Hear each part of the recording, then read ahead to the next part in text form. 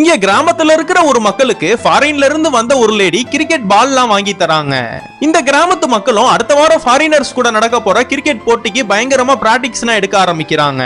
இந்த கிராமத்திலே இருக்கிற ஒரு சிங்கு பயங்கரமா பவுலிங்னா போடுவாரு. பார்த்தா அவர் ஆர்மியில இருந்திருப்பாரு. அங்க கேம்ப்ல இருக்கும் போது அங்க கிரிக்கெட்னா விளையாடுவாராம். அதனால இவங்களுக்கும் எப்படின்னா விளையாடுறதுன்னு கத்துனா தராரு. அந்த கிராமத்துல இருக்கிற ஒருத்தவரை அந்த ஊர்ல இருக்கிற எல்லா மக்களுமே கீழ் ஜாதினால இவரை மட்டும் ஒதுக்கிடுவாங்க. அவர் உட்கார்ந்து இருக்கிறப்ப அவர்கிட்ட போய் பால் விழுது. அந்த பாலை தூக்கி போட சொன்னா அழகா ஸ்பின்னா போடுறாரு.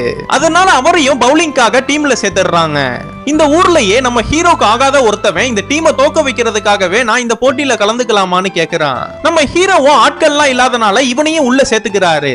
அப்படியே கொஞ்ச நாள்ல இந்த போட்டியும் ஆரம்பிக்குது. இந்த போட்டியை பாக்குறதுக்காக பக்கத்து ஊருக்காரங்க ஃபாரினர்ஸ் பெரிய பெரிய ஆபீசர்ஸ் எல்லாம் வராங்க. டாஸ் போட்டதுல ஃபாரினர்ஸ் வின் பண்ணி பேட்டிங் எடுத்துறாங்க. அவங்க அந்த பேட்டை வச்சு அந்த பால் அடிக்கிறப்ப அந்த பாலை எடுக்கிறதுக்காக நம்ம ஹீரோ டீம்ல இருக்கிற ஒட்டுமொத்த பேருமே அந்த பால் எடுக்கிறதுக்காக வராங்க.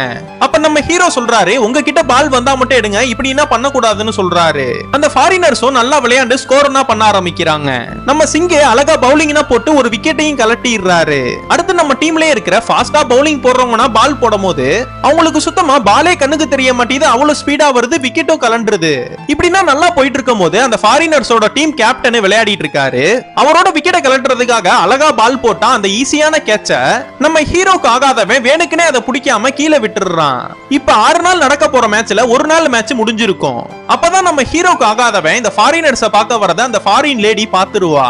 அந்த கிராமத்து மக்கள் கிட்டனா வந்து இவனை டீம்ல இருந்து தூக்கிடுங்க, இவன் உங்களை சீட் பண்றான்னு சொல்லுவா.